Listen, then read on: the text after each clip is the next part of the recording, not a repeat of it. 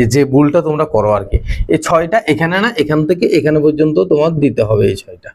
তাহলে আয়তলেখনী আশা করি আর কোনো প্রবলেম হবে না। এরপর আসসালামু আলাইকুম my dear student, enjoy learning enjoy life. দেখো আয়তলেখনী অনেকেই দেখলাম যে বিভ্রান্তিতে ভুগো, বা তোমরা মোটামুটি পারলেও লাস্টে গিয়ে অঙ্কনের বেলায় তোমরা ভুলটা করো। কোথায় কোথায় ভুল করো সেটাই আজকে দেখবো আমরা। দেখো আসলে তোমরা সঠিক কথাটা বলো যে সঠিক নিয়মে তোমরা আসলে আয়তলেখ আঁকতে জানো কিনা।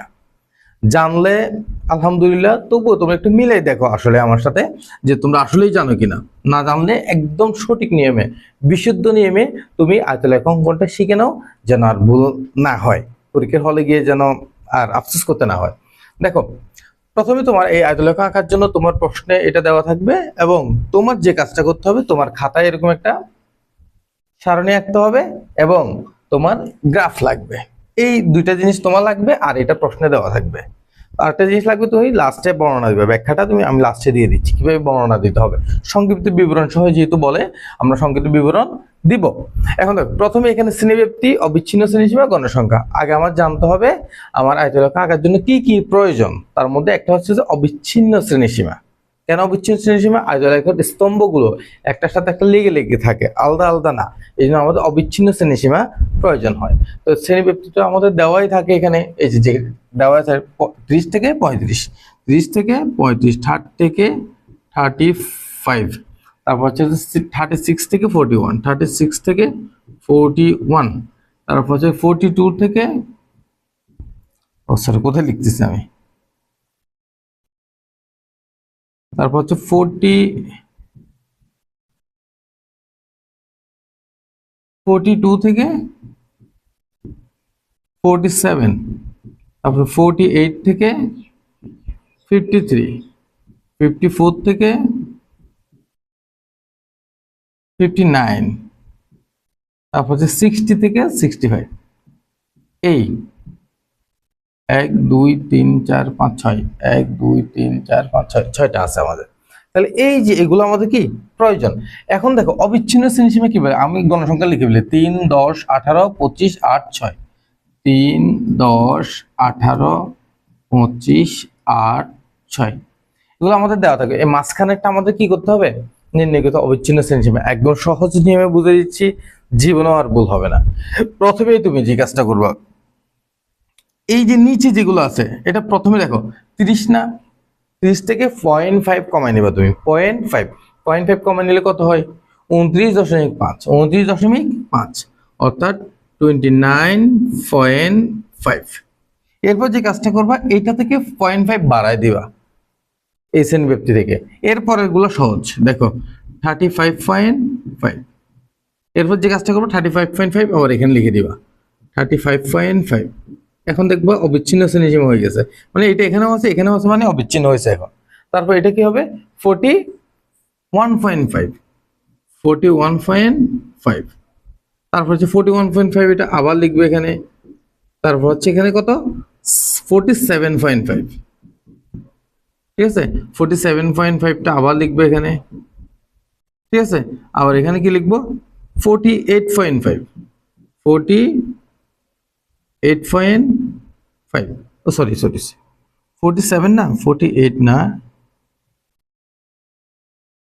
47.5, এটা 53.5, 53.5, এটা আবার লিখবো এখানে 53.5, তারপর হচ্ছে 60, 53.5, 59.5, 59.5টা এখানে আবার লিখবো, তারপর এখানে 65.5। এই জাস্ট এখানে এসে 0.5 বাড়বে তোমাদের। এই এতটুকু আমরা করতে পারবো না, একদম সহজ। কিন্তু দেখো প্রথমে এখানে 0.5 কমাই দিবা, এটাতে 0.5 বাড়া দেবে, সেটা আবার লিখবা, আবার এটা 0.5 বাড়া দিয়ে সেটা আবার লিখবা, আবার এটা 0.5 বাড়া দেবে, এটা আবার এখানে লিখবা, আবার পরেরটা 0.5 বাড়বে, অর্থাৎ এখানে সবগুলো 0.5 বাড়বে। আবার সহজ করে বলতে এখানে সবগুলো 0.5 করে পয়েন্ট দিয়ে 5 যুক্ত হবে সবগুলো, এই পাশে সবগুলোতে। আর এই পাশেগুলো কি হবে, এই পাশেগুলো হচ্ছে এইটা এখানে, এটা এখানে, সিরিয়াল একটার পর একটা নেমে নেমে আসবে, বুঝতে পারছি। এখন এই যে আয়তলেখ আঁকবো আমরা এখন এখানে একদম ইজিলি। প্রথমে আমাদের এরকম একটা গ্রাফ আমাদের কি করতে হবে, নিতে হবে। গ্রাফ নিয়ে আমাদের x অক্ষ এবং y অক্ষ ভাগ করে ফেলতে হবে। এদিকে হচ্ছে x অক্ষ, এদিকে হচ্ছে কি আমাদের ওয়াই অক্ষ, আমরা জানি না। তাহলে এক্স অক্ষ বরাবর আমাদের কি থাকে, আমি আগেই শিখছিলাম, কি থাকে, অবিচ্ছিন্ন শ্রেণীসীমা। এদিকে কি থাকবে আমাদের, অবিচ্ছিন্ন শ্রেণীসীমা, অবিচ্ছিন্ন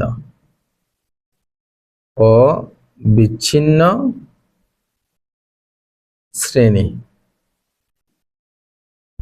সীমা। ঠিক আছে, অবিচ্ছিন্ন শ্রেণী সীমা থাকবে এখানে।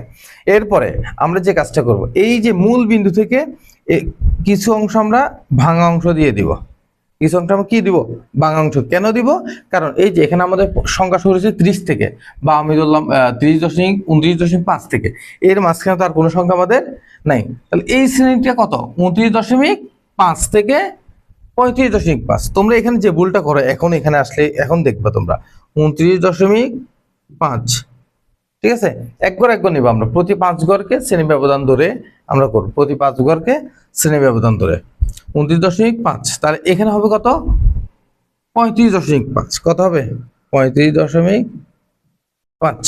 তারপরটা হচ্ছে কত, 35.5 এর পরে 41.5, 41.5। তারপর হচ্ছে যে 47.5, 47.5। তারপরে হচ্ছে যে 53.5, 53.5। তারপর হচ্ছে কত, 59.5, 59.5। তার লাস্ট একটা এই পাশে একটা লিখে 65.5, 65.5। এখন এই যে এখানে ইনপুট দেওয়ার সময় ডাটাগুলো কিভাবে দিবা, আমি খুব ইজিলি তোমাকে দেখাচ্ছি, এটা যেন আর ভুল না হয়। আচ্ছা, এটা কি রং দিয়ে দিব,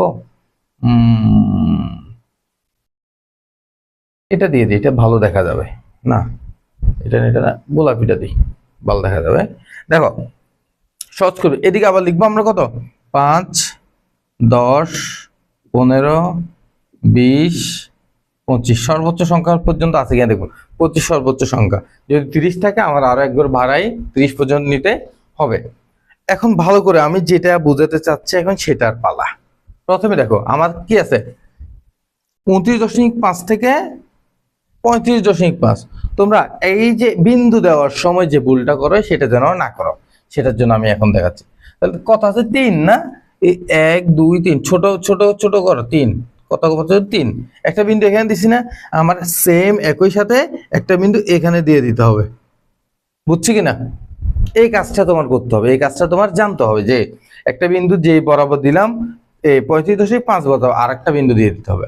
আবার আমি 35.5 থেকে শুরু করব, 35.5 থেকে শুরু করলে আমার আসছে 10, এখান থেকে আবার উঠবো 5 10, এই 10 বরাবর একটা বিন্দু দিব, এবং এইখানে এসে আরেকটা বিন্দু আমি দিয়ে দিব। কেন দিয়ে দিচ্ছি এটা আমি লাস্টে দেখাচ্ছি তোমাদেরকে। তারপর হচ্ছে যে এই শ্রেণীটা 18 হলে এই ঘরে আসবো আমি প্রথমে, সরি 41.5 থেকে না, এই 41.5 থেকে 18 এখানে আসবো প্রথমেই এখানে। তাহলে 5 10 15 20, 20 থেকে 2 কম, তাহলে 2 কম হয় 18 এখানে, এবং 18টা এখানেও দিয়ে দিব আমি, ঠিক আছে, বুঝছি। তারপর এই ঘরে আবার চলে আসবো কত, 25। তাহলে 5 10 15 20 25 একদম এই প্রান্তে, আবার এই প্রান্ত আমি ডটটা দিয়ে দিব। এরপর আছে 8, তাহলে এখানে 8 5 10, 10 থেকে 2 কম 8, আবার এই প্রান্ত আমি দিয়ে দিব, এটা মোস্ট ইম্পর্টেন্ট কিন্তু। তারপর হচ্ছে 6, এই 6টা এখান থেকে শুরু, 5 6 এইখানে দেওয়ার পরে, এটা কেন করলাম, সবাই এইখানে দেওয়ার পরে স্টপ, আর দেয় না, এই যে ভুলটা তোমরা করো আর কি। এই 6টা এখানে না, এখান থেকে এখানে পর্যন্ত তোমার দিতে হবে, এই 6টা তোমার তারপরে শেষ হবে। এখন দেখো ইজিলি তুমি একদম করে ফেলতে পারবা, একদম ইজিলি। দেখো এরপর তোমার কাজ হচ্ছে জাস্ট এটার সাথে এটা জয়েন করে দেওয়া, এইখানের সাথে ডাইরেক্ট এখানে জয়েন করে দেওয়া, একদম যত উপর, যতটুকু উপর থেকে আছে কোনো কলাম তত উপর থেকে দিব আমরা, ঠিক আছে, যত উপরে যাওয়া যায়, যত উপরে বিন্দু আছে একদম লাস্টের বিন্দু থেকে দিব, ঠিক আছে, একদম লাস্টের বিন্দু থেকে আমরা কলামগুলো জয়েন করাবো, হাইস্ট বিন্দু থেকে। এই